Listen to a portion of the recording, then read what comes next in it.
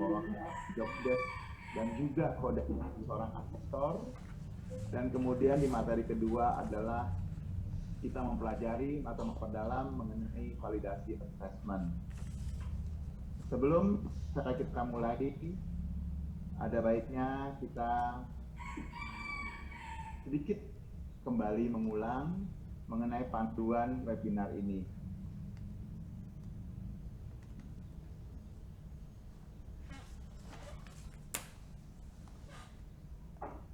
Di mana Assalamualaikum warahmatullahi wabarakatuh. Selamat siang kepada seluruh asesor LSP Pramundo.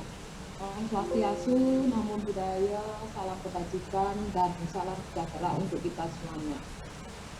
Rasanya senang sekali, sekaligus juga kami akan melaporkan kepada Ibu Teti Desiati dan Pak Hendra pribadi mungkin yang sudah hadir pada pertemuan atau siang hari ini, bahwa kegiatan ini bertujuan untuk upgrading bagi asesor LSP Pramundo sesuai dengan program kerja kita, bahwa kita akan melaksanakan pengembangan dan upgrading untuk asesor Pramundo minimal 1 kali dalam 1 tahun.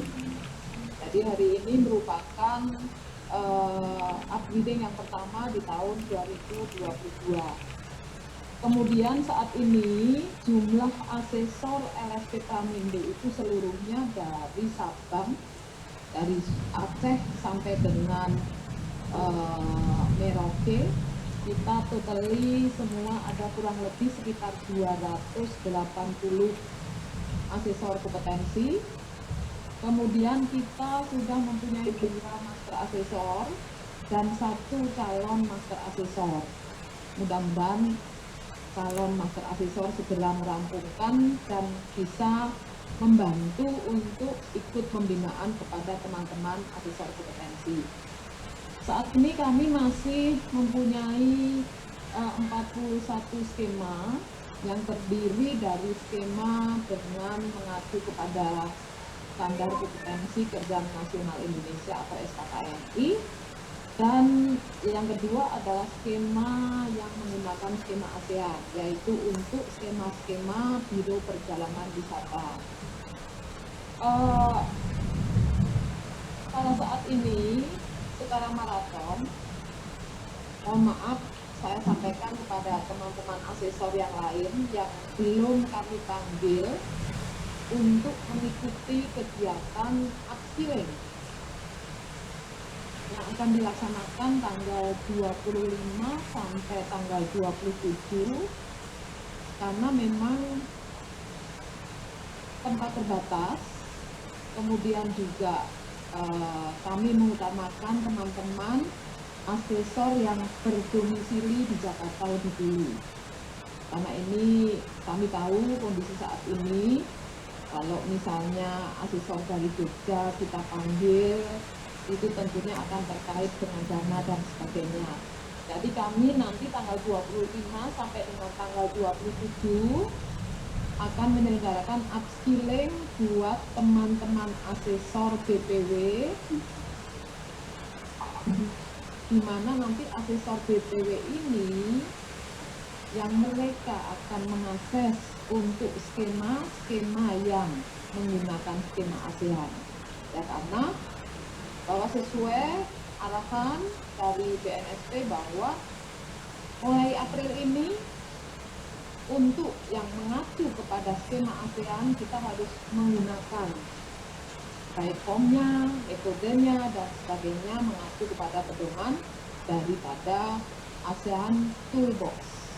Nanti tentunya Ibu Teti dalam hal ini akan banyak menyampaikan. Pada saat ini kami mengucapkan terima kasih kepada Ibu Teti Desiati selaku komisioner BNSP, yang kalau buat saya Bu Teti ini bukan komisioner tapi merupakan penasehat pembina secara pribadi ya ke LSP Pramundo ini. Jadi kalau yang ditugaskan ke sini Bu Teti, aduh kami sangat senang sekali gitu, pas banget rasanya. Ya, mohon maaf ya Bu Teti. Itu nggak imparsial. Bu Teti nanti akan menyampaikan. Itu konflik kalau Bu Teti tugaskan ke sini itu konflik Bu Sri. Lanjut dulu. Nanti Bu Teti akan menyampaikan job desk-nya asesor, kemudian kode etik. Karena mohon maaf, kami mau asesor LSP Pramintu itu adalah asesor yang mempunyai kode etik yang luar biasa. Kemudian juga nanti Bu Teti akan menyampaikan sosialisasi karena banyak teman-teman yang masih abu-abu yang mengenai ASEAN Toolbox ini. Skema yang bagaimana yang harus mengacu kepada ASEAN. Kemudian yang kedua, teman-teman semua, kami juga mengundang Master Asesor yaitu Pak Indra pribadi, ya. Ini nanti untuk menyampaikan materi mengenai NKVA, memberikan kontribusi validasi. Selamat datang Pak Indra. Selamat datang ya. Selamat datang ya. Terima kasih. Terus terang saja kenapa topik yang kita ambil adalah untuk NKVA. Jujur Bu Teti, Pak Indra, teman-teman ini masih tanda tanya. Karena beberapa kali kami melaksanakan assessment, ternyata setelah kami cek, masih bingung mereka. Ya, kenapa? Bukannya, kan di situ ada 2 master ini, dan ada 1 karyawan. Apa mereka nggak bisa membuktikan? Mereka akan lebih perhatian kalau kita mengundang dari luar. Walaupun nanti memang Bu Teti, Pak Indra, kami juga sudah memprogramkan setelah ini secara kelompok-kelompok kecil per skema kami akan mengadakan kegiatan rutin dalam rangka pembinaan asesor kami. Karena saya memang bukan meremehkan asesor kami, mereka luar biasa, sangat luar biasa. Tapi kalau dalam 1 tahun hanya menguji 2 kali, itu tentunya begitu akan menguji sudah lupa lagi. Ya, jadi inilah kondisi yang saat ini. Jadi kami akan secara rutin nanti akan memberikan pembinaan kepada teman-teman asesor kami per skema, jadi supaya lebih fokus. Kemudian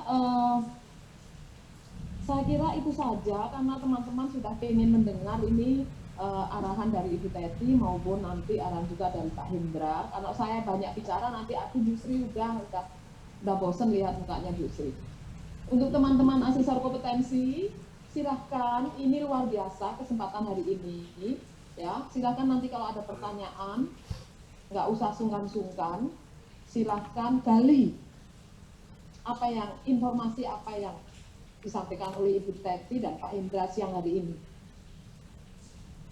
Apa yang menjadi kebingungan silahkan nanti bisa dipertanyakan. Selamat mengikuti upgrading hari ini. Mudah-mudahan upgrading yang tidak lama, hanya berapa jam ini akan bermanfaat ya untuk teman-teman nanti dalam melaksanakan kegiatan assessment. Terima kasih. Assalamualaikum warahmatullahi wabarakatuh. Waalaikumsalam.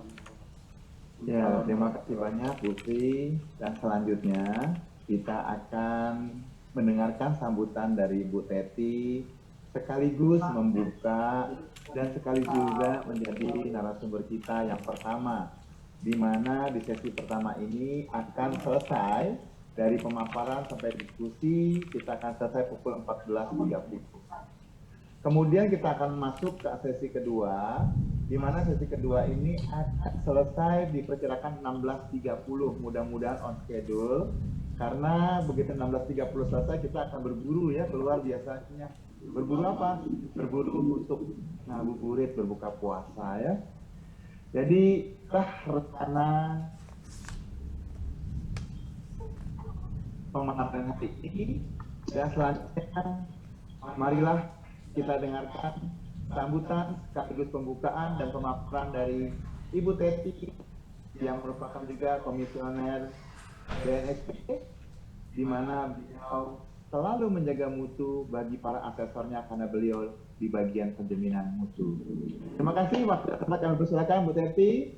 Dan bagi rekan-rekan sekalian, selamat mengikuti. Terima kasih. Terima kasih. Baik, Bapak Ibu yang kami hormati, Ketua LSP yang saya cintai, Bu Sri, dan seluruh jajarannya yang pada hari ini memfasilitasi pertemuan, juga kepada Master Asesor, kolega saya, Pak Hendra Pinggadi yang siang hari ini makin lama makin cinta pariwisata, lama-lama dia lupa sebagai engineer pesawat terbang ya. Nanti dia jadi guys, dia akan ambil alih kerjaan kita. Dan tentunya teman-teman asesor, kolegaku yang sangat kucintai. Assalamualaikum warahmatullahi wabarakatuh. Salam sehat. Doa saya yang terbaik. Waalaikumsalam warahmatullahi wabarakatuh. Doa saya yang terbaik ya buat teman-teman supaya senantiasa di bulan Ramadan ini yang berpuasa bisa lancar menjalankan ibadahnya sampai nanti ya pemerintah mengumumkan kapan hari pertama Lebaran. Oke. Dan buat teman-teman yang nggak berpuasa, mudah-mudahan menjaga asupan makanan dan perhatikan lingkar perut ya, karena kalau lingkar perut makin besar itu tanda-tanda banyak lemak nimbun ya. Harus jaga kesehatan. Saya udah mulai kayak Bu Sri, jalan pagi Bu Sri, aku udah hitung langkah berapa kalori ya. Jadi teman-teman, Makasih Bu Teti. yes, please take care of your health, that is number one. Kita bersyukur aja deh kita masih diberi kesehatan ini ya, alhamdulillah. Di acara hari ini saya apresiasi sekali karena LSP Pramindo selalu concern dengan kualitas dari para asesor yang menjadi pilar ya, istri ya, pilar utama nih. Nggak ada mereka roboh nih LSP, bener nih, nggak ada mereka roboh. Jadi Ibu Bapak, you are very important. Oleh sebab itu harus jaga ya, jaga kesehatan, mental health-nya juga dijaga ya Bapak Ibu ya. Apalagi sekarang begitu banyak kejadian-kejadian yang mungkin membuat kita jadi agak-agak kalau anak muda sekarang ngomongnya overthinking. Apa tuh? Kalau saya sih ribet. Oke, Bu Sri kan minta saya bicara tentang kode etik juga ya. Kode etik yang paling gampang sih untuk teman-teman ketahui itu adalah bahwa sertifikasi Kayaknya mesti pelayanan. dibuka dulu deh Bu Teti. Mesti Kenapa? dibuka dulu nih. Oh iya. Belum dibuka ya? Biasanya yang buka tuh bapak-bapak. Ya udah ya, bercanda ya teman-teman. Jadi sebelum saya masuk ke materi saya, yang tadi Bu Sri udah pesen ya, kode etik dan juga bagaimana peningkatan mutu, pemastian mutu, dan juga pemeliharaan ya, terutama pemeliharaan kita lakukan. Izinkan saya atas nama Badan Nasional Sertifikasi Profesi membuka acara Upskill Asesor LSP Pramindo tanggal 23 April 2022. Saya mohon emoticon, tepuk tangannya semua. Ada di layar kaca. Iya, terima kasih. Oke.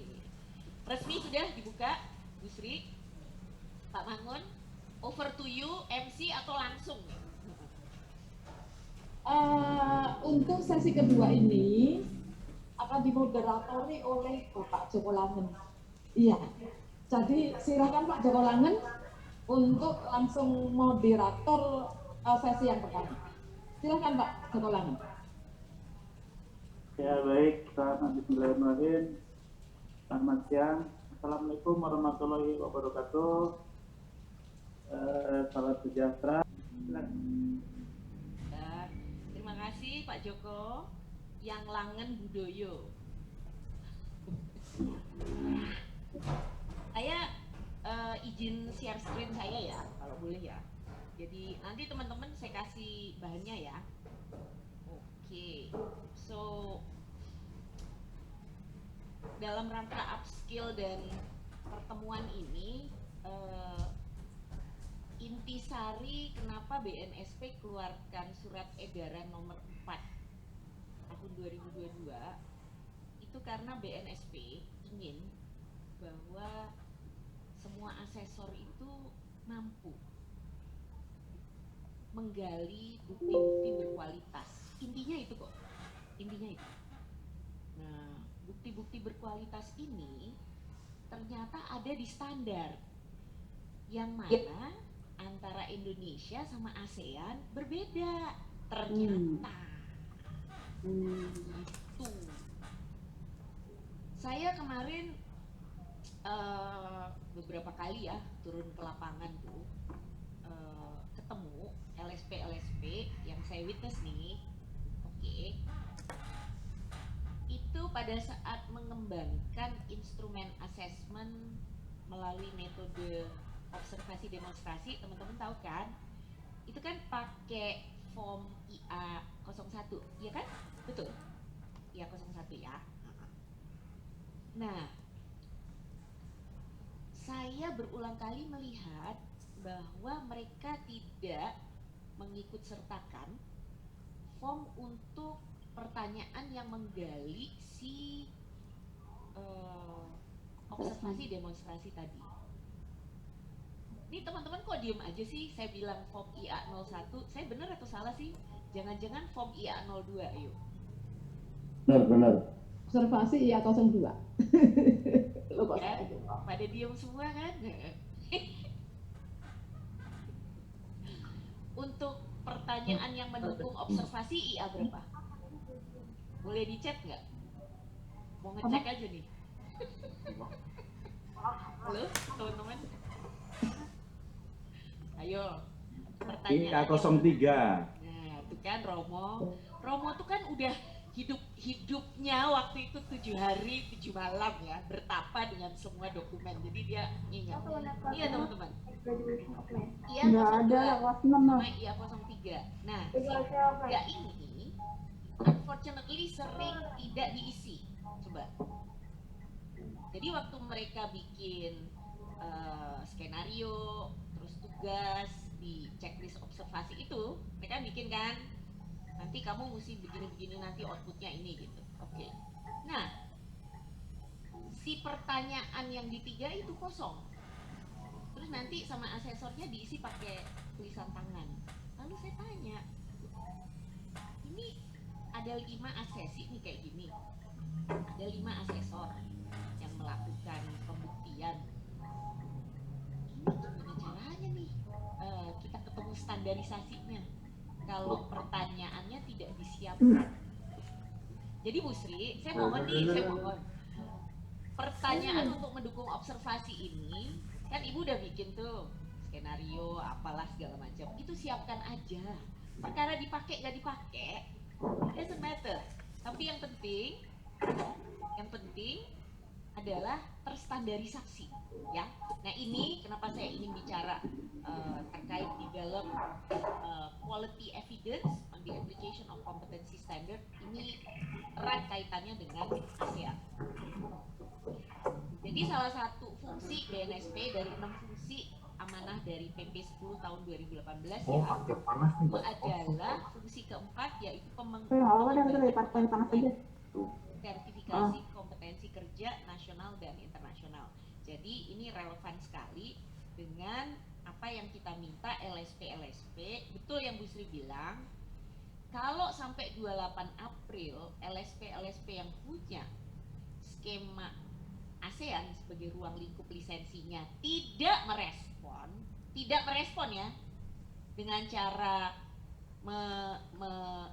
menyelaraskan si perangkat assessmentnya maupun mengupskill asesornya, maka ruang lingkup lisensi dicabut oleh BNSP itu. Jadi teman-teman, ini penting sekali menjadi perhatian teman-teman. Yuk, kan Anda pilarnya LSP Prapindo ya, kita bantu, kita save LSP Prapindo supaya nggak dicabut ruang lingkupnya. Oke, gitu. Jadi ini sedikit gambaran aja bahwa BNSP periode 3 sekarang ya, salah satunya kenapa I have to come to the office, karena sekarang ini kerja sama internasional terutama ya, itu bertubi-tubi Bapak Ibu, sangat bertubi-tubi. Ini yang di atas nih is going on ya, antara Uni Eropa Comprehensive Economic Partnership Agreement kemudian Australia going on. Kalau dengan New Zealand kita agak freeze karena masalahnya COVID. ILO UK itu masih jalan terus, dan sekarang mereka masuk ke maritim industri selain pariwisata. Dengan Jepang kami melakukan kerjasama untuk skill evaluation. Kebayangkan ya, dengan organisasi APO, yaitu Asian Productivity Organization, mereka benchmarking bagaimana menjadi badan akreditasi seperti BNSP memberikan lisensi pada LSP, karena mereka punya 19 wakil APO gitu ya di tiap negara yang digawangi oleh direktorat produktivitas. Jadi tiap negara itu punya direktorat produktivitas, mereka lah yang disebut sebagai National Productivity Organization. Jadi kita bantu mereka bagaimana becoming an accreditation body. Saya kebetulan adalah lead assessor yang pertama untuk mereka, jadi mereka pinjem saya. Pak Kunjung sih suka ngeledekin saya, wah Teti kamu bentar lagi di hijack, pindah ke Tokyo katanya, karena headquarternya di Tokyo. Amin, amin. Ya, terus Indonesia juga bantu untuk ASEAN Disaster Management ya, dan ini proyek yang sekarang sedang berlangsung dengan BNPB. So you guys can imagine ya betapa banyak fungsi ini diemban oleh bidang penjaminan mutu dan hubungan kelembagaan, yaitu saya dan tim gitu.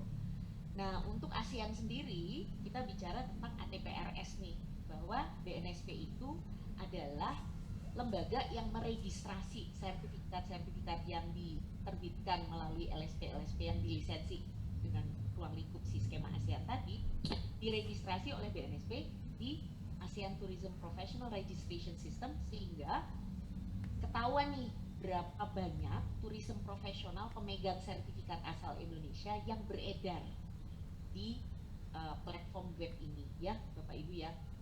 Jadi kenapa harus kita melakukannya dengan sungguh-sungguh sebagai asesor, mengumpulkan bukti berkualitas, karena ini masalah trust ya, ini masalah trust, jadi masalah kepercayaan. Nah, MRITP sendiri itu adalah Mutual Recognition Arrangement for Tourism Professional. Indonesia adalah lead country, jadi hanya di Indonesia saja gitu ya, kurang lebih ya, yang punya dua entitas yang menggawangi bagian pendidikan pelatihan, yaitu NTPP, sama bagian yang memastikan sertifikasinya, yaitu TPCB yang diamanahkan ke BNSP. Dan sekarang juga ada CEPA dengan Kanada, Chile, di mana Bapak Ibu tahu kan, kita orang pariwisata kerjanya 24 jam ya, ya Bu Sri ya, nggak ada, karena zona waktu yang berbeda. Jadi mereka pagi, kita udah malam. Nah itu, jadi tim saya tuh kerjanya gitu, hampir boleh dibilang lebur. Alhamdulillah nih, Kingdom of Saudi Arabia, teman-teman, mereka tahu bahwa pasokan minyak udah mau habis, jadi mereka mau konversi tuh gurun apa segala macam menjadi destinasi pariwisata, ya kan? Jadi membangunlah mereka dengan berbagai konstruksi, and they need workers from Indonesia yang skilled ya, bukan domestic worker ya, tapi yang skilled. Jadi kita sedang G2G dengan Kingdom of Saudi Arabia. Ya siapa tahu nanti teman-teman di pariwisata juga perlu ya di sana, karena mereka butuh banyak sekali tenaga kerja. Alhamdulillah dengan Swiss, BNSP juga sedang menggawangi Renewable Energy Skills Development Program, yaitu untuk renewable energy, karena kita tahu fossil fuel akan gone. So all of this, teman-temanku, alhamdulillah BNSP periode 3 sekarang dipercayai untuk bisa banyak bicara dengan organisasi internasional. Pasti teman-teman mikir, si Teti ini acuannya apa ya? Doman yang dia pakai apa ya? Ini teman-teman, namanya ASEAN Guiding Principle. Waktu zamannya Pak Hendra ya, AGP 1 itu berupa buku. Jadi hasil dari Pak Hendra ini si buku Orange. Pada saat periode 3 adalah eksekusi dari piloting si AGP, si buku Orange ini menjadi sebuah pilot project yaitu bagaimana saling rekognisi antara 3 negara, Indonesia, Malaysia, sama Filipina. Nah, sekarang sudah masuk ke AGP fase 3 yang mengikuti dari 3 negara tadi nambah 5. Jadi 10 negara ASEAN itu 8 ikut. Jadi luar biasa sekali. And I have to do this gitu loh. Makanya hari ini saya masuk karena mesti nyiapin banyak sekali ya paper-paper ya Bapak sama Ibu untuk bisa ngejalanin program ini. BNSP adalah lead koordinatornya. Jadi ini why we need quality evidence. Jelas ya Bapak Ibu ya. Jadi sampai SE4 itu keluar karena kita pengen menyelaraskan dengan kriteria-kriteria pedoman yang memang sudah dibuat khusus untuk itu. Nah, at the end of the day, goalnya apa sih? Goalnya nih, sertifikasi nih, teman-temanku semuanya, adalah untuk kita itu bisa diakui kompetensi kita dan kita punya kapabilitas untuk mobile di negara-negara ASEAN. Ya, itu the ultimate goal. Ultimate goalnya kita bisa punya mobilitas yang tinggi. Kalau tour leader nggak usah ditanya deh, tour leader tuh udah merambah kemana-mana gitu ya. Tapi kalau yang lain-lain, mereka masih tetap membutuhkan pengakuan supaya bisa gitu ya pergi keluar Indonesia kira-kira itu. Jadi ini ultimate goalnya, sertifikasi BNSP adalah paspor untuk pemegangnya diakui dimanapun dia berada di seluruh dunia. Yang utama adalah yang di ASEAN saat sekarang ini. Nah, pada saat kita melakukan pilot project dengan Malaysia sama Filipina, ternyata ini the biggest lesson yang kita pelajari saat itu ya, bahwa kita punya similarities, tapi kita juga punya perbedaan. Jadi ada gap nih. Kita masing-masing negara ada gap. Namun dengan mengacu nih pada si ASEAN Guiding Principle ya, ternyata ketiga negara mampu melakukan penjaminan mutu dan mampu memperbaiki gap-gap yang ada di sistem masing-masing itu. Jadi menumbuhkan muaranya nih, menumbuhkan kepercayaan. Jadi karena kita udah masing-masing nengok gitu, oh proses kamu gini, hasilnya begini, oh oke, ada apresiasi ke sana. Jadi ini ya, Bapak sama Ibu percayalah bahwa proses itu sangat harus dijaga mutunya. Jadi kita jangan pernah loncat dan skip mutu. Nah, keywords yang saya ingin sampaikan, keywords melalui si acuan tadi, si ASEAN Guiding Principle ya, ujungnya adalah developing trust. Itu, developing trust, bahwa masing-masing national framework and competency certification system itu memang benar-benar bermutu dan dapat diandalkan, sehingga apapun itu nanti bentuk sertifikatnya ya, apapun itu, mau diploma kek, mau sekedar kertas yang menunjukkan kemampuan, memang benar-benar memberikan testimoni bahwa orang yang di-assess dan divalidasi oleh si lembaga terhadap si standar itu memang benar-benar bisa dipercaya. Nah, ini adalah keywords, developing trust, sama yang saya kuningin adalah the candidate has been assessed and validated by a competent body. Jadi kenapa asesor itu memang harus terus-menerus di upgrade ya, karena kalau nggak di upgrade dia nanti keluar rel, keluar kerangka, keluar acuan. Nah itu bisa menjadi tidak bagus. Ini salah satu kode etik yang saya juga ingin mengingatkan teman-teman. Please teman-teman, saya yakin di LSP Pramindo teman-teman sudah tanda tangan ya fakta integritas ya, sudah berjanji akan menjaga objektivitas, akan memelihara profesionalisme seperti sekarang ini dan tidak berlaku semena-mena kepada asesi ya, benar ya.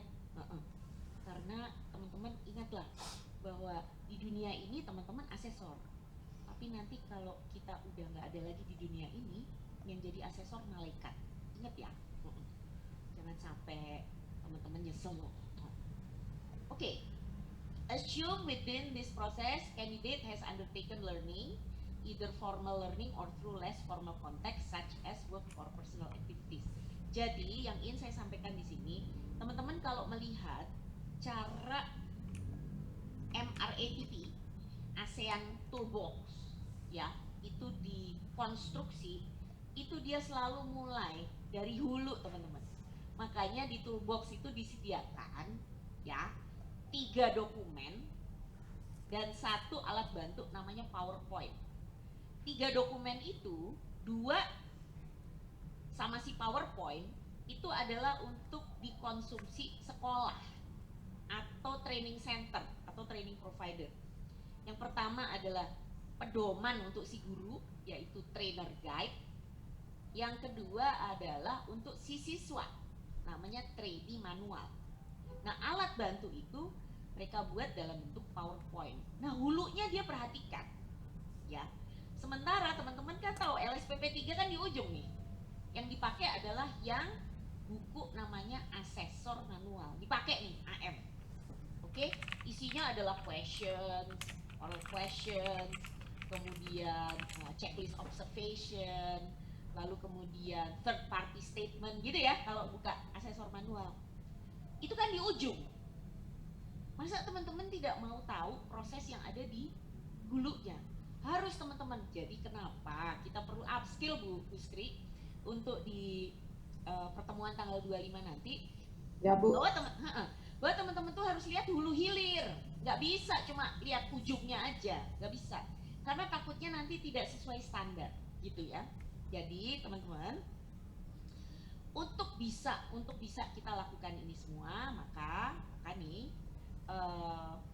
penjaminan mutu yang BNSP lakukan itu adalah memastikan bahwa kompetensinya telah berbasis kriteria yang saat sekarang ini kita pakai SKKNI, kalau enggak CAPC, ya. Dan sertifikat yang kita terbitkan itu bisa menumbuhkan public trust and benar-benar menunjukkan kompetensi dari si pemegang. Dan sertifikat ini recognize in the labor market. Itu yang paling penting, itu recognize in the labor market. Saat sekarang ini untuk pariwisata, dengan adanya rancangan PP pengganti PP 52, siap-siap aja ya teman-teman ya. Semua insan pariwisata harus wajib punya sertifikat kompetensi. Itu saya ikut soalnya di dalam rancangan PP itu, dan benar-benar bahwa kita kalau nggak punya itu ibaratnya nggak punya SIM gitu ya, nggak bisa nyetir, kira-kira itu. Oke, so I come to you now sebagai workplace assessor, bahwa Anda itu adalah sesuai pedoman BNSP ya, a person who has the competencies ya, and is officially assigned to conduct and provide competency assessment that requires professional judgment. Tuh. Nah, ini dia nih, kadang kalau standar kompetensinya tidak memberikan informasi yang jelas, kita kadang sebagai asesor interpretatif loh teman-teman, ya, punya persepsi masing-masing. Jadi ini kenapa saya ingin nunjukin ke teman-teman semua why is very important quality evidence ini, ya. Untuk saat sekarang ini memang di skema sertifikasi okupasi nasional masih menggunakan SKKNI nomor 161 tahun 2015 dan 185 tahun 2018 tuh 2018, sorry ya. Tapi yang udah baru sekarang adalah yang triple 3 itu ya teman-teman ya. Jadi ini selain teman-teman punya metodologi 3 ya, plan, assess sama contribute, yang nanti Pak Hendra akan sampaikan gimana sih contribute. Kalau plan sama assess kayaknya teman-teman udah oke, tapi untuk melakukan kontribusi validasi assessment ini perlu lagi ya. Oke. Nah, kenapa saya ada tambahan UC ini? Itu adalah gini teman-teman, kadang kita melakukan assessment terhadap skema yang boleh dibilang misalnya skema untuk seorang manajer. Pasti waktu dia lihat kita yang ditugasi sebagai asesor, dia akan mandang kita kan, emang kamu punya pengalaman sebagai manajer gitu, ya kan? Jadi ini adalah sesuatu hal kenapa teman-teman harus punya skema sertifikat teknis, harus. Karena kalau enggak, asesinya tuh underestimate loh. Walaupun dia tahu, oh iya, dia adalah asesor yang ditugaskan. Jadi makanya saya cenderung nggak mau lagi pakai istilah junior sama senior ya, enggak. Tapi saya mau pakai kata kompetensi. Mindsetnya harus kompetensi nih. Jadi Pak Jo udah puluhan tahun kerja di dunia pariwisata. Oke. Tapi Pak Jo lebih banyak handle management, lebih banyak karena udah posisi tinggi, ya. Sementara Pak Jo punya anak buah saya misalnya sebagai reservation atau ticketing clerk gitu atau officer. Ya, mana yang lebih kompeten? Pak Jo atau anak buahnya? Anak buahnya, Bapak Ibu. Pak Jo kan overall gitu ya, overall. Tapi anak buahnya yang tiap hari ngegeluti pekerjaan itu. Akibatnya kan dia punya yang namanya tacit knowledge dan kompetensi yang dia kumpulkan akibat dari pekerjaannya itu dibanding sama bosnya ya. Bosnya sih tahu gitu. Tapi inilah yang saya maksud dengan kompetensi. Jadi teman-teman saya mohon upgrade terus ya diri Anda, kalau perlu sertifikasikan diri Anda dengan kompetensi-kompetensi teknis. Oke. Nah, di mana bukti berkualitas itu dituntut? Di mana? Yaitu di merencanakan aktivitas dan proses assessment atau plan assessment activities and processes. Lihat ya, di prepare the assessment plan. Ini saya ambil yang bahasa Inggris ya, biar sama ya, karena di ASEAN juga seperti ini Bapak Ibu. Anda harus analyze units of competency and assessment requirements to identify evidence needed to demonstrate competence according to the rules of evidence. Masih ingat kan rules of evidence? Valid, asli, terkini, memadai. Itu rulesnya tuh, ya. Nah, dari sinilah keyword inilah kenapa saya ingin benar-benar angkat nih. Gimana sih develop the quality evidence? Assess competence. Dia juga ngomong. Langkah 1, teman-teman lihat yang saya kuningin. Bisa ya? Bisa lihat ya? Prepare for the assessment. Yang harus diselesaikan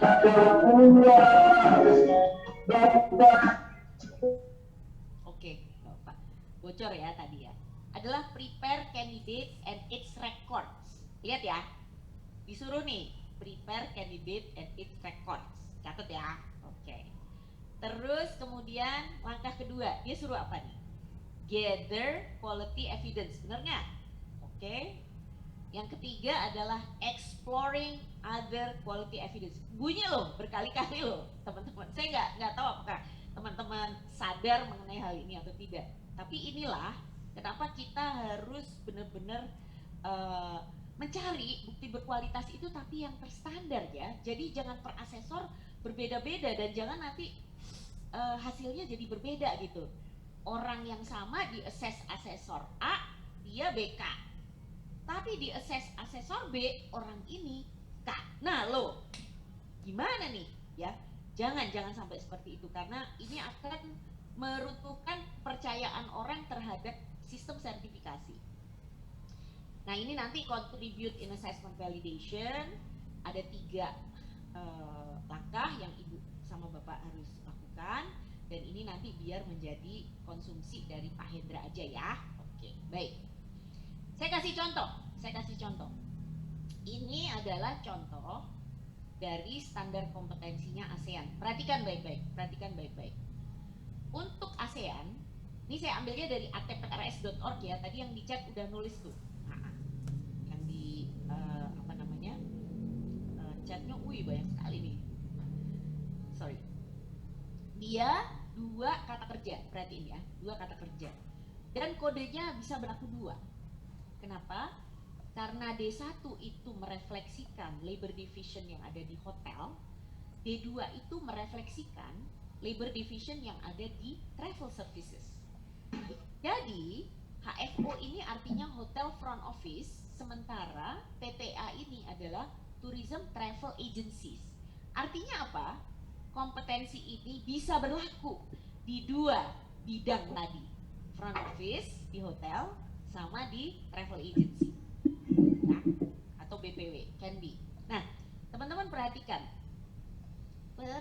sekali. Ada nominal hours ya, ada kan? Nah, kenapa dibuat di toolbox itu ada trainer guide sama ada trainee manual? Karena untuk mengejawantahkan, mengimplementasikan yang disebut sebagai nominal hour 35 ini. Oke? Dan teman-teman perhatikan sekali. Ini saya kasih kotak merah. Lihat ya. Oke. Yang tunjuk tangan sabar ya. Please watch closely. Ini ada kata-kata must ya. Dan penjabaran ini itu adalah dari kriteria unjuk kerja, perhatikan, yang dicetak dengan tulisan miring, lihat ya, differentiate between, gitu kan? Oke. Nah, teman-teman mesti lihat bahwa di batasan variabel dijelaskan yang dimaksud dengan differentiate itu adalah identify, explain, describe. Perhatikan ya, tapi ada kata-kata must. Jadi kalau teman-teman sebagai asesor melihat kata-kata ini, maka mau tidak mau teman-teman harus uji, teman-teman harus, udah nggak ada lain, ini harus di assess dan instrumen assessmentnya harus disiapkan, entah melalui tugas terstruktur, dia observasi, dia lakukan demonstrasi, terus kemudian teman-teman menggali, tanya, atau misalnya dia sodorkan portofolio, teman-teman harus klarifikasi si portofolio itu melalui pertanyaan wawancara. Tapi ini harus dilakukan, ya. Ini bedanya. Yang kedua adalah teman-teman lihat, selain dia tulis must, dia juga tulis may. May itu mengindikasikan boleh, artinya bisa mencakupi. Tergantung konteks pekerjaannya, karena sekali lagi yang namanya assessment itu konteksnya adalah individu asesi ya, jadi menyelaraskan dengan dimana dia kerja atau dimana dia punya pengalaman itu. Yang ketiga adalah should, teman-teman lihat ya, should. Ini kalau should itu memberikan persyaratan bahwa seharusnya ini Anda gali, seharusnya. Jadi tidak harus, tapi ini seharusnya Anda gali supaya mantep gitu ya. Dan ini semua adalah hasil dari kata-kata yang dicetak miring. Perhatikan ya, perhatikan. Nah, kita bandingkan dengan SKKN kita. Lihat nih teman-teman, ada nggak yang dicetak miring? Nggak ada. Ini kebetulan saya ngambil dari SKKNI Hotel 145 tahun 2018. Oke, nggak ada kan? Nggak ada. Nah, belajar dari pengalaman ini, saat Kementerian Pariwisata membuat program untuk revisi standar kompetensi kerja BPW, yang salah satu penyusunnya ada nih di sini, Pak Jo, Pak Jo, coba tunjuk tangan. Kita ada lihat Budian ya. juga Bu, Budian juga. Ada Bu Erti. Erti ada ya? Ada. Erti, Budian, Opajo, terus ada Pak Surya. Saya nggak tahu dia ada di sini atau enggak. Tapi masih banyak lagi, ada Bu Polin. Perhatikan, karena kita lihat dari pengalaman nyusun si hotel seperti ini, akibatnya kayak gini nih teman-teman. Nih, akibatnya kayak gini. Ketika dibandingkan dengan si ASEAN, ini ASEAN ya, sebelah kanan adalah Indonesia ya. ternyata elemennya di ASEAN 5, di Indonesia 4. Itu Bu Sri. Jadi kita, waduh, ini kalau kita berantem di ASEAN nggak bisa nih. Kriteria unjuk kerjanya ASEAN 23, Indonesia 18. Nah ini belajar dari sini ya, belajar dari sini. Jadi tadi teman-teman, ternyata di ASEAN itu batasan variabel itulah yang ternyata merupakan indikator bukti berkualitas. Itu yang sebenarnya harus kita buat instrumennya. Gitu. Oke. Nah ini adalah hasil Pak Jo, Budian, sama Erti, ya kan? Tepuk tangan dong buat mereka. Yeay. Ini adalah SKK ini 2208 tahun 2021, sama-sama memproses reservasi ya, sama-sama. Alhamdulillah elemennya 5, KUK-nya tetap 23. Yeay. Gitu. Dan kita jelaskan yang seperti tadi itu, yang must, should, may, kita jelaskan semua di sini. Jadi satu unit kompetensi itu bisa sangat banyak sekali, ya. Nih, kita juga cantum Bu Sri. Jadi nanti kalau misalnya mau dibandingkan sama si toolbox, si CATC, SKKNI nomor ini N79, kelihatan teman-teman semuanya? N79 JPW 000172 itu setara dengan D2 TTA CL2 17. Yeay. Kok jadi saya yang bahagia ya Bu? Gitu. Terima kasih Bu. Dan Bahagia ini Ibu, bahagia anak muda. dan jumlah dari SKKNI yang BPW ini udah sangat komprehensif sekali. Kita bahkan menambahkan yang digital marketing ya Ti ya, supaya teman-teman bisa pakai. Total unit kompetensinya ada 145, jumlah halamannya hampir 1.800 halaman. Ya, kita dimarahin tapi saya bilang udah kok. Yang penting substansinya bisa kepake, saya bilang. Dan ini bisa kita pakai untuk berkompetisi, berdaya saing di ASEAN. So now I come to how to develop quality evidence on the application of competency standards. Ya, 3 aja nih teman-teman, 3 langkah. Coba saya sebenarnya saya mau lihat dulu dong wajah-wajahnya ini kok banyak yang tanda angkat tangan apa segala macam. Ini menarik atau gimana nih? Saya balikin dulu Pak Joko Langen deh. Jangan-jangan pada tidur lagi. Sebelum saya masuk ke develop. Ya, makasih Bu Tuti. Makasih kita diingatkan kembali ke evidence ya, bukti ya, prinsip bukti yang tadi yang CATM itu ternyata memang kita harus fokus lagi menggali bukti yang berkualitas ini kayaknya. Kemudian juga kemudian kita diakurkan dengan ada ketidaksinkronan tadi, salah satunya ada elemen yang unit kompetensi nggak sama dengan ASEAN segala macam. Tapi teman-teman kayaknya tuh fokus malah sudah mulai ada di kolom chatting, tapi mungkin untuk bertanya, tapi mungkin nanti sekalian. Dan saya perhatikan semuanya fokus semuanya ke kamera. Jadi kayaknya baik teman-teman, fokus ya. Oke, sekarang fokus lagi. Kasih tepuk tangan di reaction untuk Bu Teti semuanya, coba di reaction ya, di kolom reaction di bawah ada 8 reaction ya. Tolong kasih tepuk tangan. Udah mulai ya. Ya dilanjut Bu Teti. Kayaknya kita di evidence ini cukup menarik karena diingatkan kembali untuk mengakses. Kita jangan asal mengakses tapi bisa memberikan yang objektif ya. Bahkan sampai tadi ke mencari bukti saja kayaknya nih sekarang sudah 13.49. Materinya Bu Teti mungkin sekitar 20 menit lagi karena nanti sampai jam 14.30 ini Bu Teti sudah termasuk tanya jawab nih. Silakan dilanjut biar nggak berlama-lama karena menarik sekali ini.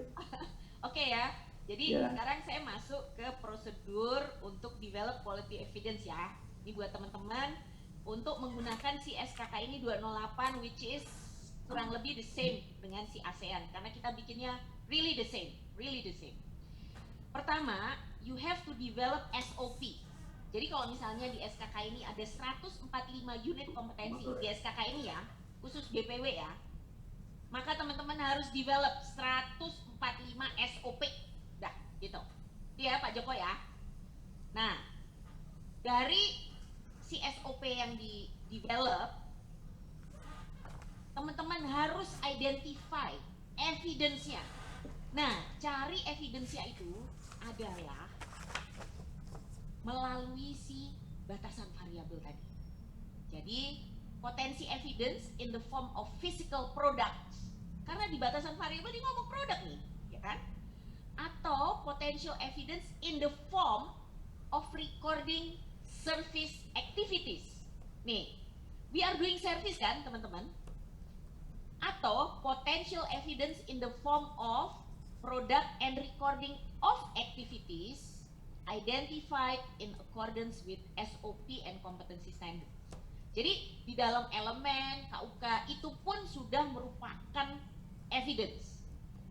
Nah, nanti NKVA-nya kalau boleh nih Pak Hendra adalah memvalidasi si quality evidence tadi untuk diaplikasi. Jadi kan teman-teman bikin dulu SOP nih, ya kan? Terus karena di sini diminta potential evidence in the form of physical products are identified. Potential evidence in the form of recording itu juga dibuat. Kira-kira gitu. Maka nanti Pak Hendra, mereka buat dulu nih 145 SOP, 145 rekor Pak. Nah, dari situ validasi.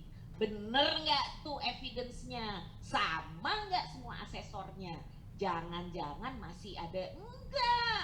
Kalau gue di sini begini, nggak bisa. Maka Bapak Ibu, kenapa kompetensi standar ini harus melalui satu konvensi? Karena konvensi itu adalah untuk mendapatkan kesepakatan. Sama nih. Nanti pada saat validasi ujungnya adalah kesepakatan. So I'm not going to talk too much on that. Ya. Nah, nanti kita ambil saja si kompetensi standard, ya. Unit title-nya itu menjadi title of procedure atau task. Unit description-nya menjadi scope and applicability atau ruang lingkupnya. Elemen itu menjadi prosedur atau main step of task. Performance criteria jadi work instruction. Evidence guide menjadi quality assurance atau quality control.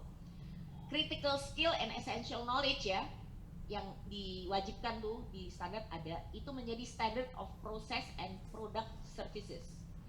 Range of statement menjadi references and context. Kita lihat ya.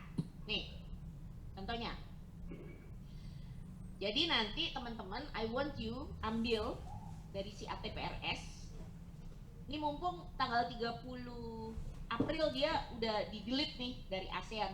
Kita harus ke webnya ASEAN untuk bisa akses.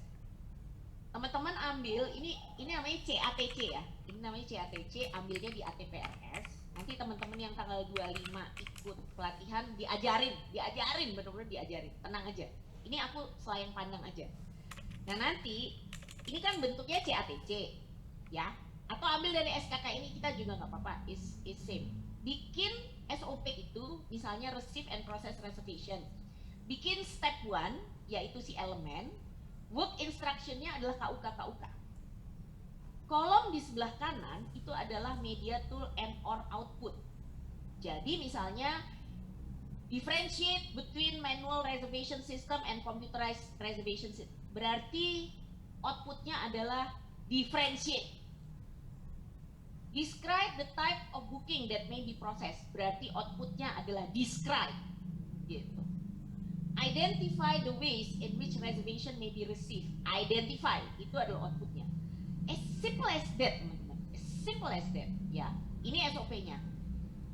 Kurang lebih nanti teman-teman akan kita minta di latihan kita nanti di tanggal 25 untuk membuat SOP ini sesuai si skema ya, sesuai si skema. Kita udah kasih template-nya seperti ini yang tadi ya. Nah, setiap media atau output tadi kita buatkan form. Pak Joko Langan. Ya. Form ini untuk merecording si unit kompetensi receive and process reservation tadi adalah seperti ini bentuknya. Ya. Jadi kalau misalnya teman-teman lihat elemen 1 kan describe the element gitu ya. KUK satu-satunya differentiate. Nah, di sini teman-teman tulis yang ada di batasan variabel itu di record of activities as a range of variable. Dan ini teman-teman saya tulis di sini ya, ada must include, dan ini ada kotak nih. Kotak ini kalau saya klik itu langsung nyentang dia. Kalau saya klik ini langsung nyentang. Jadi kita mengumpulkan bukti demi bukti demi bukti, nanti asesornya tulis di sini note-nya apa. Kurang lebih seperti itu. Jadi this is what we will be doing, Pak Joko. SOP kita bikin, recordingnya kita bikin, baru kita masuk ke toolboxnya. Kira-kira itu. Jadi kita nggak jump ke toolboxnya. Demikian mungkin dari saya. Terima kasih. Wassalamualaikum warahmatullahi wabarakatuh. Monggo, monggo. Ya, waalaikumsalam warahmatullahi wabarakatuh. Ya, nah, ini jadi beberapa yang harus sampaikan dari tadi adalah kita fokus di sini mulai dari yang paling tajam sekali di bahasa maupun itu adalah rules of evidence, ya, bukti-bukti yang di ATM ini ternyata kita harus mengacu ketat pada standar yang ada, jadi tidak boleh dengan versi sendiri-sendiri ya begitu ya. Akhirnya nanti bukti itu nanti tidak menjadi standar kalau kita dengan versi sendiri-sendiri. Kemudian juga tadi karena kita dalam transisi dari melakukan assessment dengan toolbox ini, ASN toolbox, maka kita sudah mulai menyesuaikan dengan yang ada. Bahkan tadi Bu Teti menyampaikan bahwa ada 145 prosedur dengan harus disamakan dengan 145 record ya, ada yang saya tangkap. Ya, baik teman-teman semuanya, tadi sudah ada yang chatting di kolom chatting. Mungkin tadi Pak Bima yang pertama ya, Pak Bima tadi bentar saja tanyakan, bacakan izin bertanya nih formulir IA03 pertanyaan pendukung observasi.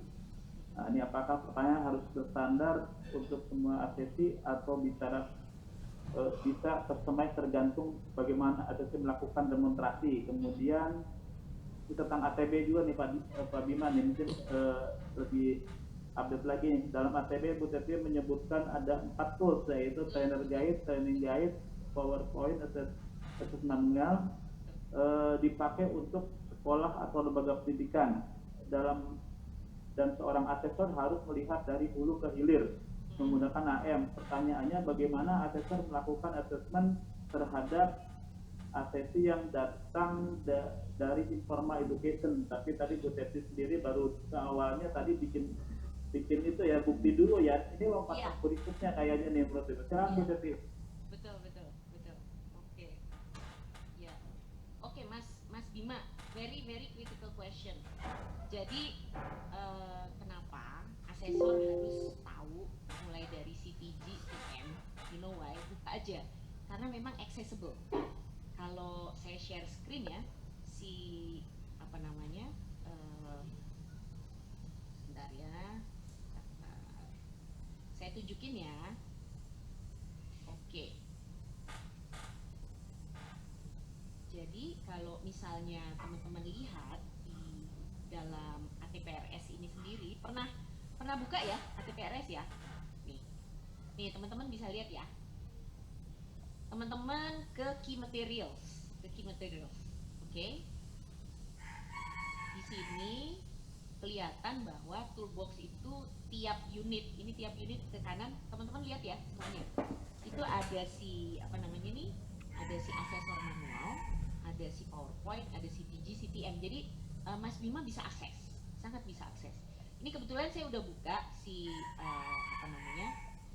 untuk training manual ya. Ini adalah training manual Receive and Process Reservation. Setelah dia belajar, nah dia itu harus ya mengakses dirinya sendiri as an indicator to your trainer assessor of your readiness for assessment. Jadi ini enaknya kalau dengan ASEAN kita nggak maksa orang untuk assessment, orangnya yang harus ready, jadi mindset ini yang berbeda, oke? Dia yang mengecek dirinya ready or not. Jadi di LSP APL 02 ini kan self assessment ya, itu datangnya di awal di LSP. Tapi kalau di dunia pendidikan itu adalah di akhir setelah mereka dilatih atau dididik si standar kompetensi. Dan mereka sendiri yang ngomong, I believe I'm ready to be assessed on the following as indicated above. Jadi Mas Bima buka aja ya, kalau dia adalah otodidak, suruh dia belajar sendiri ini supaya dia ngerti standarnya. Kira-kira itu sih. Makasih Pak Joko. Ya, baik. Tadi Bu Teti juga mengingatkan yang KTPRS tadi ya. Mungkin teman-teman juga saya ingatkan juga nih, barangkali membuka sekarang sebelum tutup ya Bu Teti ya. Iya, sebelum kita lihat-lihat ya, paling tidak syukur-syukur saya sudah di teman-teman sudah beberapa mendownload memang ya yang ada di KTPRS itu yang berhubungan dengan industri travel agent dan tour operator. Kalau perhotelan mungkin nggak, karena kami nggak punya skema itu. Tapi teman-teman silakan juga, mumpung ada waktunya sampai tanggal berapa tuh udah akan ditutup? 30. Berarti masih ada waktu sekitar 5 hari. Satu minggu. Silakan teman-teman atps.org nanti dibuka. Ya baik, ada pertanyaan nggak ada lagi? Silakan raise hand kalau yang mau bertanya silakan. Tapi seputar dengan ATD, ASEAN Toolbox dan itu ya apa tuh? Bukti ya, barang bukti ya, segala macam ya, silakan. Ada ya, teman-teman, silakan ya, langsung buka mikrofon. Ada pertanyaan di chat nih. Kita tadi lihat. Oke. Ini masih Pak Bima. Pertanyaan pendukung observasi apakah harus terstandar untuk semua asesi? Jadi gini, apa yang membedakan ujian sama assessment? Coba, examination versus assessment, apa yang membedakan? Yang pertama, kalau assessment itu kan berbasis kriteria kan. Yang kedua harus partisipasi dari si orangnya, sukarela dia mau ikut. Kalau ujian kan one way, kamu ikut ujian hari ini, kamu nggak ikut ya udah kamu nggak lulus.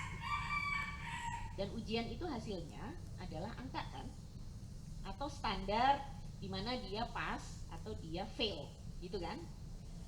Sementara kalau untuk assessment nih teman-teman ya, standar itu kalau udah dicapai, dia melebihi si standar, bagus kan? Berarti dia punya daya saing. Tapi kalau examination, you pass, the passing grade ya udah, nggak ada lagi yang lebih tinggi, ya kan? Nah, ini loh teman-teman, beda filosofi dari si examination sama assessment. Satu lagi, yang saya perlu ingetin teman-teman. Teman-teman ngegali 5 dimensi kompetensi kan? Benar nggak? Nah, kenapa IA3 ini kita standarisasi? Karena memberikan acuan bagi asesornya untuk menggali 5 dimensi kompetensi. Itu sih jawabannya, Pak Joko. Makasih. Oke, ya baik. Tunggu ada pertanyaan nih juga dari Pak Budi nih. Apakah seorang asesor boleh memiliki beberapa sertifikat teknis? Tapi sebentar Bu Teti. Ini saya ingatkan kembali ya, goal bahwa ingatkan tadi materi Bu Teti bahwa goalnya dari BNSP adalah diakui di dunia internasional, terutama ASEAN tahap pertama ya Bu Teti ya. Jadi saya ingatkan kembali, berarti kita sekarang harus lebih cepat lagi bergerak. Ya ini pertanyaan Pak Budi nih Bu Teti tentang sertifikat itu boleh dimiliki lebih dari satu nggak? Sure. Sekarang ini kalau saya ngaku-ngaku pemandu wisata tapi saya nggak punya sertifikat kompetensi, kan nggak bisa Pak Joko. Jadi kalau misalnya saya mau jadi guide Monas deh, gitu ya saya harus ikut uji kompetensi lah. Sertifikasi. Saya harus sertifikasi, iya. Yes.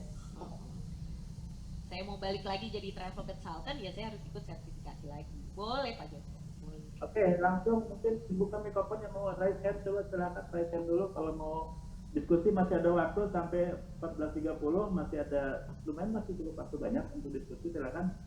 Yang berharga sekali nih waktu Bu Tete hadir di antara kita semua nih. Silakan teman-teman. Monggo. Ya. Halo, Assalamualaikum. Pak Joko Silakan. izin bertanya. Ya, silakan perkenalkan, kemudian silakan pertanyaan. Suara saya kedengeran nggak ya? Silakan. Oke. Salam sehat Ibu Teti dan begitu juga Pak Hendra yang akan menjadi narasumber, teman-teman asesor. Selamat menjalankan ibadah puasa, semoga sehat-sehat selalu. Nyambung pertanyaan tadi, Bu. Ketika kita boleh punya beberapa sertifikat asesor, apakah kita sebagai asesor juga boleh mengakses, boleh menguji beberapa sertifikat teknis yang kita miliki? Karena ada ini ya, ada salah pemahaman di asesor itu, ada yang bilang saya ini asesor, saya ini kompetensinya A, terus ditawarin lagi WPA gitu untuk kompetensi B. Saya bilang nggak bisa, sertifikat asesor itu hanya satu saja, Bu, yang teknis yang Ibu bisa beberapa punya. Tapi pertanyaan saya, apakah kita bisa mengakses, misalnya kita punya 4, Bu, punya 5 sertifikat teknis, apakah kita boleh mengakses bidang itu 5-5-nya? Terima kasih. Terima kasih. Yang memberikan kewenangan kepada asesor itu adalah surat perintah tugas dari ketua LSP. Jadi Anda boleh punya 5, boleh punya 10, tapi Anda nggak akan bisa kerja kalau Anda nggak ditugasi oleh LSP-nya. Itu sih, Mas Budi. Karena memang untuk LSP kan dia punya mungkin lebih dari 10 skema. Di BNSP sendiri persyaratannya per satu skema itu minimal LSP harus punya 2 asesor kompetensi. Jadi misalnya dia punya 20 skema gitu ya, 2 asesor kompetensinya itu bisa punya kompetensi-kompetensi di beberapa bidang. Itu boleh, kira-kira itu. Nah, perkara dia bisa atau tidaknya itu tergantung penugasan, Mas Budi. Terima kasih. Ya, baik, makasih, Bu. Ya, makasih jawaban Ibu. Jadi kompetensi, sertifikat kompetensi boleh lebih dari 1, silakan. Tapi apakah juga kalau terlalu banyak juga apakah bisa kita untuk menjaga juga kompetensi kita, misalnya mungkin kalau 2 atau 3 dari TL tour leader sebagai tour guide juga mungkin masih berhubungan, tapi kayaknya saya seorang tour guide, saya sampai sekarang nggak kompeten tiketing. Iya. Iya, kurang lebih begitu. Mungkin itu. Padahal itu satu bidang di BPW, di operator. Teman-teman silakan mau resen lagi sambil nunggu resen atau misalnya mau bertanya. Saya juga ingatkan lagi kenapa kita harus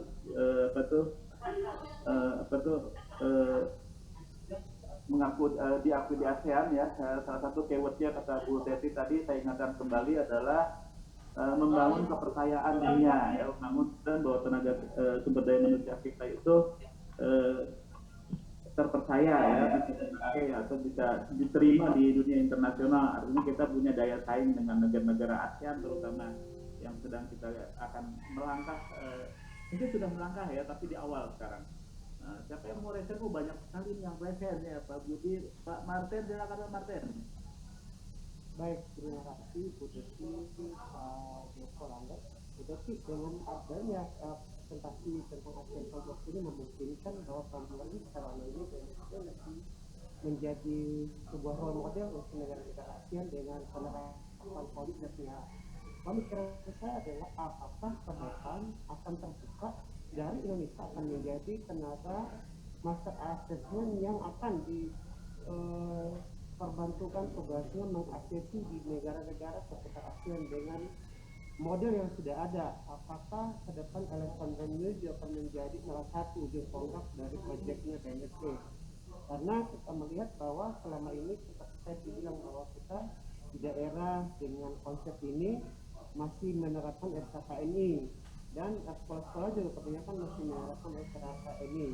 Sehingga adanya ASEAN ini memungkinkan bahwa kita nggak berpikir secara Indonesia saja, tapi berpikir juga adalah ASEAN. Ini mungkin salah satu strategi yang dilakukan pemerintah dengan Indonesia sebagai negara G20 dan ke depan bahwa tenaga kompetensi Indonesia sangat dibutuhkan kepada negara-negara ASEAN. Terima kasih. Pak Joko, langsung saya jawab. Ya, langsung saja Bu, langsung ya. Ini Pak Martin nih cepat nih mendapatkan esensinya bahwa Indonesia lead country dan Indonesia memang akan mengekspor para master-masternya untuk bisa membantu negara ASEAN lainnya, karena yang paling mature sistem sertifikasinya tuh Indonesia. Yang mature ya, yang mature. Ya, tepuk tangan nih buat reactionnya nih, ya silakan Yus. Contoh permintaan itu Pak Martin adalah yang dari penanggulangan bencana, disaster management. Jadi karena LSP satu-satunya ada di Indonesia nih untuk semua negara ASEAN, pelatihan asesor kompetensinya diselenggarakannya di Indonesia, di mana 10 negara ASEAN itu kirim perwakilannya, dan masternya yang ditunjuk adalah dari BNSP Pak Martin. Gitu. Ya, mudah-mudahan bisa menjawab Pak Martin ya. Baik, jadi ini harapan juga nih sebagai asesor, barangkali suatu saat kita juga menjadi asesor misalnya di negara-negara ASEAN seperti di Malaysia, di Filipina, Singapura, atau di Thailand ya. Kemudian juga kita juga berarti kita harus bersaing juga barangkali ya Bu Teti dengan asesor yang lain yang juga mungkin bisa masuk ke Indonesia, kira-kira begitu nggak? Untuk sekarang, Ya. karena sistem kita memberikan kewenangannya kepada asesor yang terregistrasi nasional Pak Joko. Oh iya, baik. Jadi agak masih sulit buat kita untuk impor orang. Karena kita ini adalah filter Pak Joko. Kita filter, gitu ya. jangan sampai filter benteng kita roboh nih. Ya, jadi tenang aja teman-teman.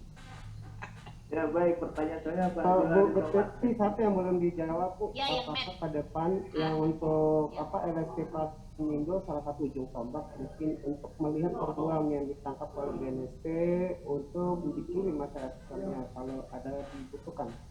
Mungkin itu apakah kemungkinan itu ada atau sudah punya LSP yang lain sih Bu Teti? Mohon maaf Bu.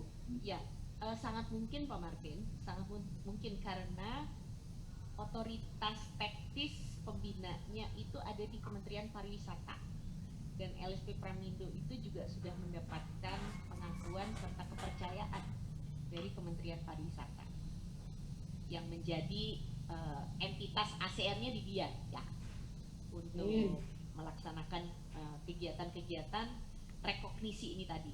Kalau BNSP kan sertifikasi sama registrasinya Pak Martin gitu. Oke, baik. Terima kasih Bu Teti penjelasannya. Ini ada antrian resen nih, Pak Johari, Pak Metro Hadi, Pak Isaryadi. Wah, Bu Sri juga resen juga. Berarti berdua yang Pak Johari dulu, silakan Pak Johari. Baik, terima kasih Pak Om Jola. Bu Teti, saya mau curhat aja sih. Ya. Sekarang kan banyak SMK dan perguruan tinggi yang menentukan mahasiswanya atau mensyaratkan lulus kalau kompetensinya lulus dari P3 gitu. Kalau enggak dia nggak lulus Bu, suruh menguji terus. Terhadap kenyataan di lapangan, pada saat mereka training di tempat saya, mereka sudah tersertifikasi, sudah pegang sertifikat, tapi nggak bisa apa-apa. Ini kan jadi, karena memang mereka cuma tahu teori gitu. Jadi ini cuma semacam keluh kesah kita. Kalau kita nggak lulusin, kasihan dia nggak lulus sekolahnya, gitu kan. Kalau kita lulusin, akhirnya mutu daripada kompetensi kita sangat rendah. Contoh yang paling gampang adalah berbahasa Inggris. Berbahasa Inggrisnya sangat hancur lebur berantakan. Dari seandainya ada 7 asesi, lalu cuma 1 atau 2 orang yang bisa. Tapi selebihnya suruh menceritakan masalah dirinya sendiri yang mudah dengan bahasa Inggris sulit sekali gitu loh. Makanya mungkin ini jadi keluhan kita sebagai asesor nih Bu. Gimana caranya nih? Kalau enggak tuh anak juga kasihan Bu, nggak lulus. Itu aja Bu. Terima kasih. Terima kasih Opaju. This is a very valid question. Opaju bisa bantu dengan mengkonversi SKKNI itu menjadi SOP Opaju. 145 SOP kasih ke sekolahnya. 145 rekor kasih ke sekolahnya. Kalau sekolah itu belum berhasil ya, walaupun dia udah pegang sertifikat kompetensi ini misalnya, belum berhasil nih anak-anak ini memenuhi rekaman untuk SOP yang sudah Opaju kasih tadi, sudah jangan terima. Karena ini instrumennya, filternya ada di sini. Kan banyak sekali kan yang harus dia checklist itu. Lebih banyak dari sekedar taruh elemen sama KUK loh.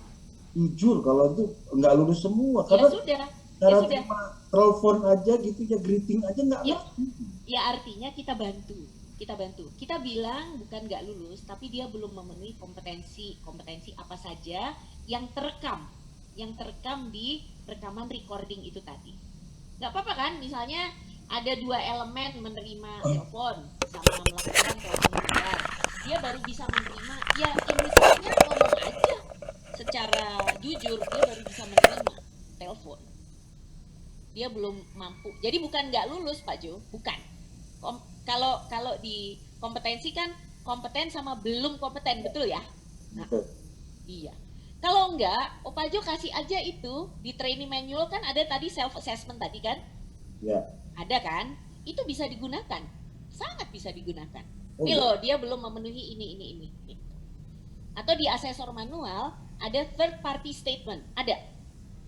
Third party statement, pakai aja itu. Jadi alat-alat ini bagus sekali nih teman-teman LSPP 3 mengedukasi sekolah-sekolah vokasi. Ini loh, align deh dengan acuan normatif ini gitu ya. Very good, thank you.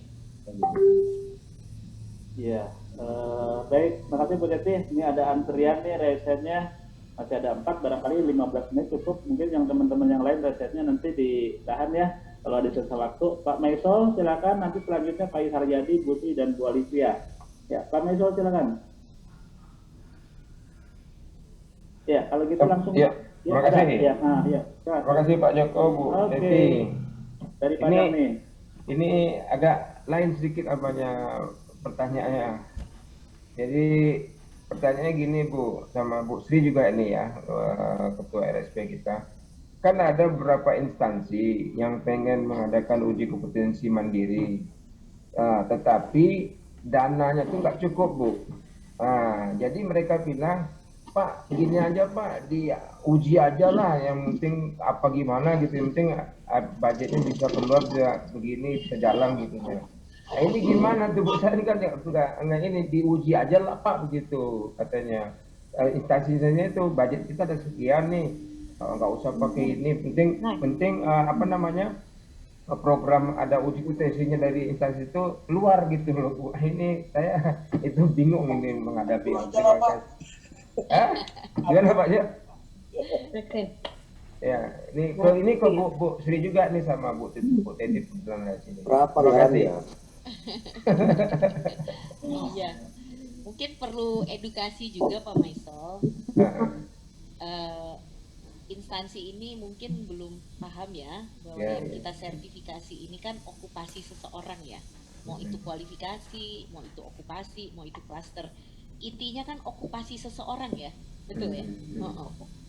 Nah, sekarang ibarat kata okupasi seseorang itu misalnya sebagai seorang tiketing, dia harus memenuhi 10 unit kompetensi. Berarti instansi ini mau negosiasi dong.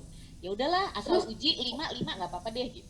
Jadi nggak dia ticketing officer? Ya enggak lah Pak Maisol. Dia jadi orang setengah gitu loh. Jadi edukasi Pak Maisol, edukasi tolong. Ya, terima kasih. Ya, bisa nggak dikatakan itu skill paspor itu Bu Teti? Ya, skill paspor ini bisa menjadi salah satu keluaran dari LSP, tapi tidak pakai burung Garuda ya. Oh iya, Pak Maisol mungkin tidak pakai burung Garuda itu ya. Burung perkutut kali ya. Iya. Tapi tetap mungkin biaya operasional kalau kebetulan Pak Maisol kan di Sumatera Barat ya, tetap biaya operasional memang ke Sumatera Barat memang perlu terbang gitu kan, mungkin itu ya pertimbangannya. Ya mungkin selanjutnya nih kita mantap Pak Haryadi. Halo Pak Haryadi, sekalian dari skema apa Pak Haryadi biar kita juga sama-sama mengenal nih. Oke, terima kasih Pak Jola. Izin bertanya Pak Jola, Bu Teti, Bu Sri, semuanya. Yang pertama, yang dimaksud dengan tadi Bu Teti pada saat penjelasannya mengenai SOP tiap unit kompetensi itu harus ada sebagai filter. Itu yang dimaksud itu seperti apa? Yang kedua adalah perbedaan prinsip antara SKKNI kita dengan ASEAN Toolbox itu apa? Dan yang ketiga adalah yang dimaksud dengan pasport paspor sertifikasi tadi ya, burung perkutut dengan burung Garuda itu maksudnya apa tuh Bu? Kira-kira. Itu Bu, mungkin Bu. Makasih Bu. Ya. Oke, aku mulai yang pertanyaan nomor 2 dulu ya, bedanya Boleh. SKKNI sama ASEAN. Kalau SKKNI itu hanya standar kompetensinya Pak Is. Dia tidak disertai si toolbox, dia tidak disertai TG, TM, AM, tidak ada. Kalau ASEAN itu ada TG, TM, AM, bahkan dikasih PowerPoint. Jadi petunjuk. TG itu apa, Bu? Trainer guide. Oh, trainer guide. Oke. TM itu trainee manual. Trainee manual, oke. Asesor manual. Jadi orang yang bukan pariwisata aja terima barang itu, dia langsung plug and play, ngerti gitu. Iya. Lah SKK ini harus kita jelasin nih, ini kayak begini ya, baru deh. Oh ini maksudnya, waduh gitu. That is the most fundamental difference. Ya. Nah mengenai pertanyaan nomor 3 adalah, kan kalau skema yang di lisensi BNSP ke LSP, artinya ruang lingkup Pak Is. Iya. Itu kan membentuk okupasi sebenarnya. Iya. Misalnya tour leader. Nah, tour leader itu ada di skema tersebut yang di lisensi BNSP ya. Itu ada 15 unit. Tapi ternyata usernya, si perusahaannya bilang, udahlah nggak usah sertifikat kompetensi, saya cukup unit A, B, C, dari 15 saya pilih ya 5 gitu. Gitu ya Pak Is. Nah, itulah yang disebut sebagai skill passport. Artinya itu kayak buku tabungan. Dia nabung 5 dari 15. Nanti suatu ketika dia nambah lagi. Nah, LSP boleh melakukan hal tersebut, tapi nggak bisa dibilang tour leader, nggak bisa. Iya. Gitu. Nah, pertanyaan nomor 1 tadi aku malah lupa lagi. SOP. Tentang SOP. Oke. Pak Is, kita di praktisi ya.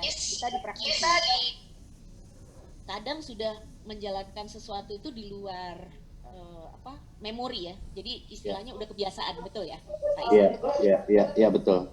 Adanya si SOP yang diambil dari SKKNI ini memandu kita Pak untuk go back to the book Pak Is. Langkah 1, langkah 2, langkah 3. Kadang kita sebagai praktisi, kita nggak lewat langkah 1, langsung loncat langkah 4. Udah biar cepet, efektif, efisien. Tapi ternyata hasilnya nggak terstandar Pak Is. Itu maksudnya. Kenapa harus bikin 145 itu? So we go back Pak. We go back to standard. Itu 145 kalau unit kompetensinya ada 145. Tapi kalau di kami di experiential learning ada 9 unit kompetensi, itu yang dilakukan. You atau gimana? You make it. Oke. Itu memang harus dibuat ya sebagai acuan bersama ya. Oke. Iya. Gitu. Oke. Supaya orang yang otodidak yang Pak Bima tadi nanya. Ya. Bapak kan akan terima asesi otodidak. Iya, betul. Sekarang ini Bapak bimtekin dia dulu kan untuk sadar standar kompetensi internalisasi kan. Iya. Tapi dalam waktu 2 hari mana iya Pak? Apa iya dia terinternalisasi? Yakin nggak kita bahwa buktinya itu berkualitas? Saya kok nggak yakin. Gitu. Makasih Pak. Siap, makasih Bu Teti menyemangati kita di siang hari ini. Semangat puasa ya. Sekarang giliran Bu Sri Suryani. Bu Sri, silakan Bu Sri. Terima kasih Bu Teti. Saya sebenarnya hanya mewakili para asesor kami nih Pak. Bu Teti, kalau mereka sering curhat ke saya nih, mungkin tidak terkait dengan apa yang Bu Teti sampaikan. Yaitu begini Bu Teti, Pramindo ini kan punya asesor kompetensi dari ujung ke ujung ya, dari Aceh sampai di Papua. Nah, yang mereka sering curhatkan adalah mungkin nggak sih Bu Sri bahwa RCC asesor kompetensi itu online, sehingga kami yang jauh-jauh, karena kami kok jarang ya mendengar ada RCC untuk asesor kompetensi di daerah kami. Kalau ada memang saya bermaksud untuk tak gabungkan gitu loh Bu, supaya mereka bisa ikut, tapi memang jarang Bu. Nah ini mereka bertanya ke saya nggak bisa menjawab, saya hanya mengatakan nanti saya akan sampaikan ke BNSP, mungkin nggak sih kalau RCC asesor kompetensi itu dilaksanakan online. Ini nih pertanyaan ini. Nah, mungkin nggak sih Bu? Terima kasih Bu. Terima kasih. Bu Sri, Ibu Bapak yang saya hormati, saya adalah salah satu dari 7 anggota BNSP. yang ditanya Bu Sri ini lebih kepada kebijakan. Jadi saya nggak boleh lancang mendahului teman-teman saya ya. Saya harus sampaikan, saya angkat isu ini dengan adanya asesor dari Sabang sampai Merauke, ada kendala-kendala.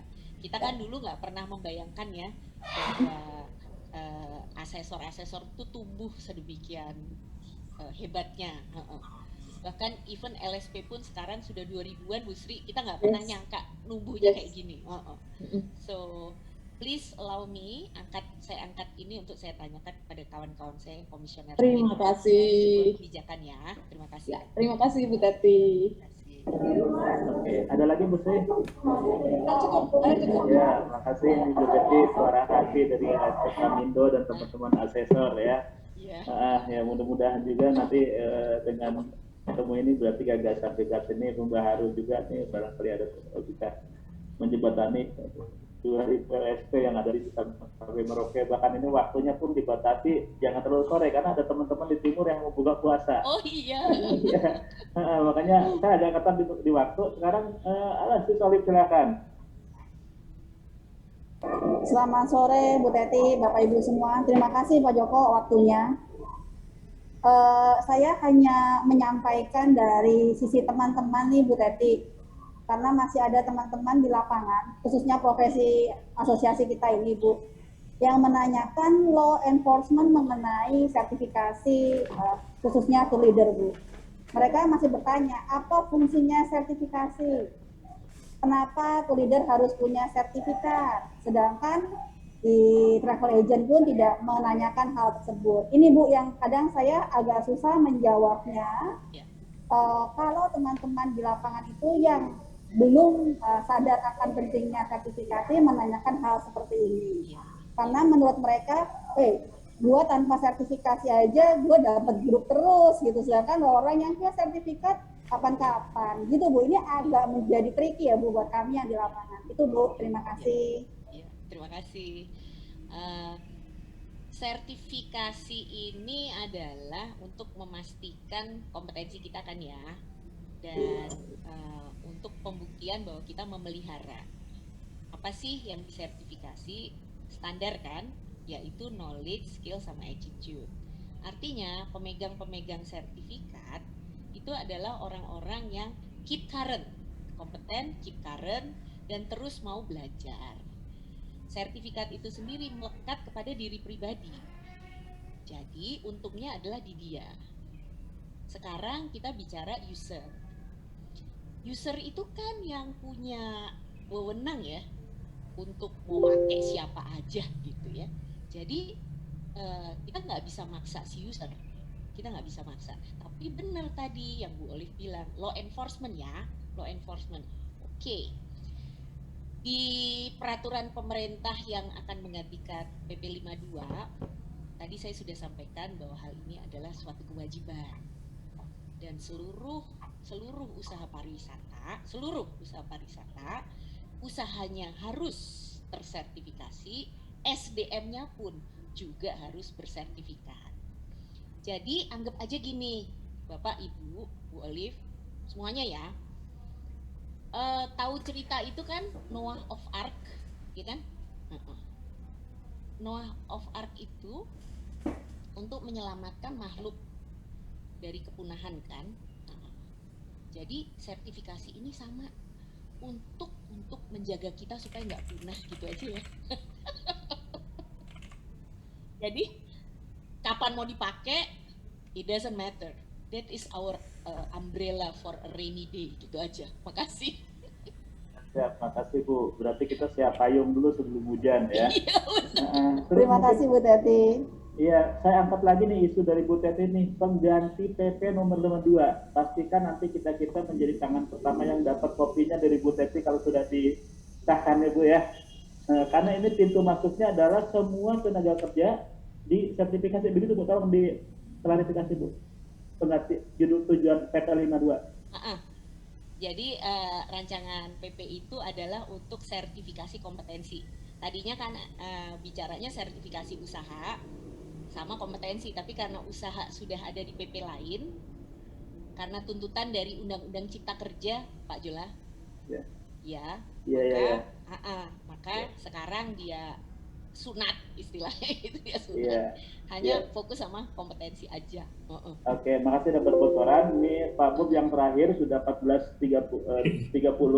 Pak Bob, ini yang terakhir ya teman-teman yang pertanyaannya yang belum terjawab, mohon maaf, nanti bisa lagi di momen berikutnya. Tapi jangan lupa ada daftar hadir, presensi yang harus diisi. Ya, silakan tolong juga presensinya tolong diisi supaya kami mengupdate siapa saja yang ikut. Silakan Pak Bob langsung ya.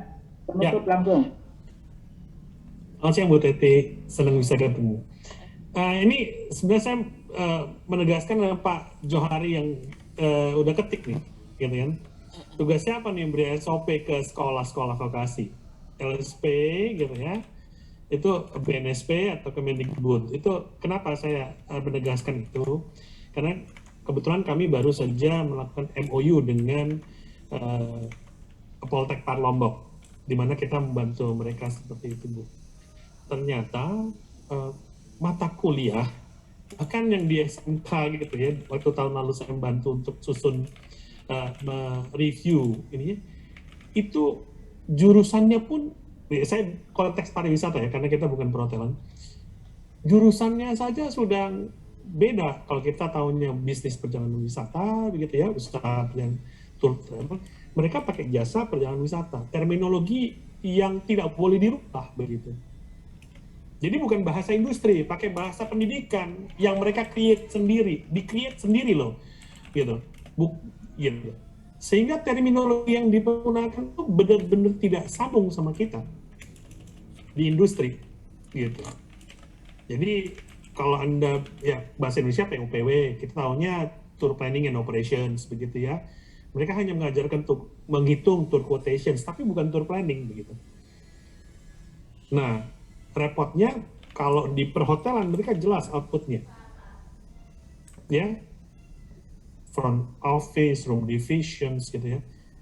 Tapi di dunia pendidikan kita tidak ada itu. Pokoknya jurusan usaha perjalanan wisata atau jasa layanan wisata aja begitu.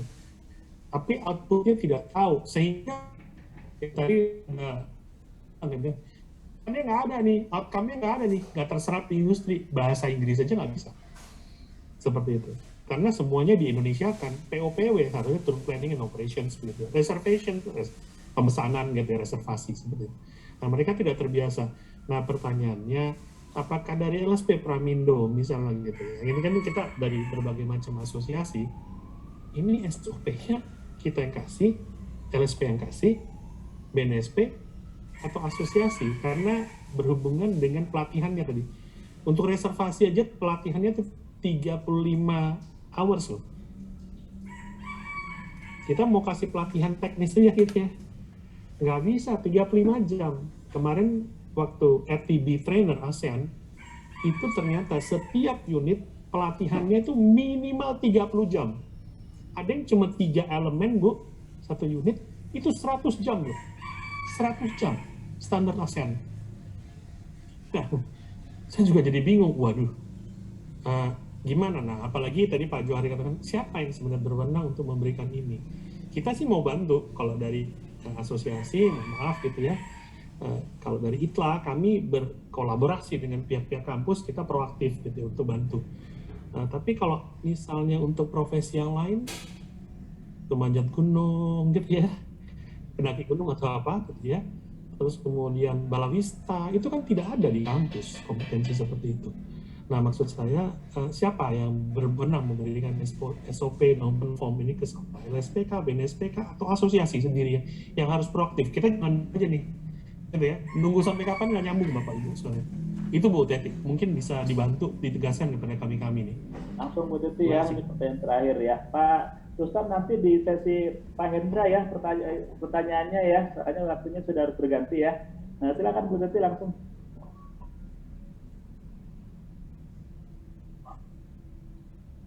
Masih di mute, unmute dulu Bu.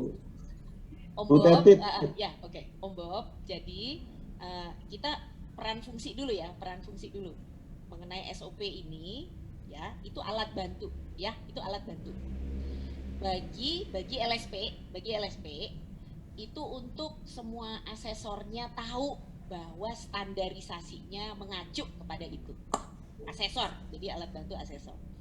Tugas LSP sertifikasi, that's it, assessment dan sertifikasi. Dia nggak ngajar, dia nggak ngapain. Jangan, karena tugas LSP itu.